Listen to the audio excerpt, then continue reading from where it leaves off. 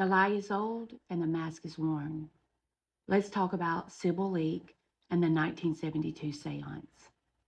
So around 1972, our government had been investigating UFO and UFO abductions for around 20 years, but we finally wanted answers. So we decided that we would do a seance. This is all available in declassified information under controlled offensive behavior with a woman named Sybil, who was known as Great Britain's greatest witch. So we decided to have a seance with her to try to figure out what these things were. At that seance were top government officials in intelligence and defense, as well as other important occult members and our own Collins elite, which I will get into later. So we sit down for this seance, and Sybil alleges to have contacted an entity who was exactly who we were looking for. And this is what this entity said. You think you contact extraterrestrials? Ridiculous.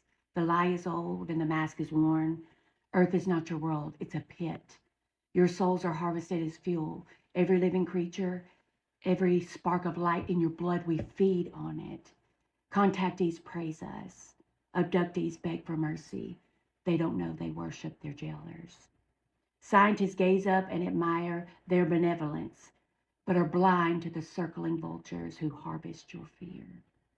Leeks was laughing at this time. She was spitting in their faces, mocking religion, and threatened them all. The entity continues, you cannot fight us with your bombs and your logic.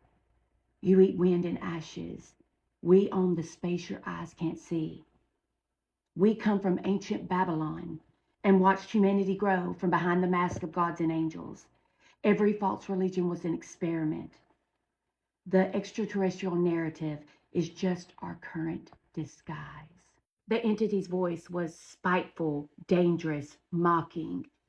And that's when they decided that the mission was no longer to search for what these UFOs were and to harvest their power anymore.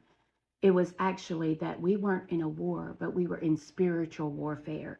We were in a war for the souls of our world.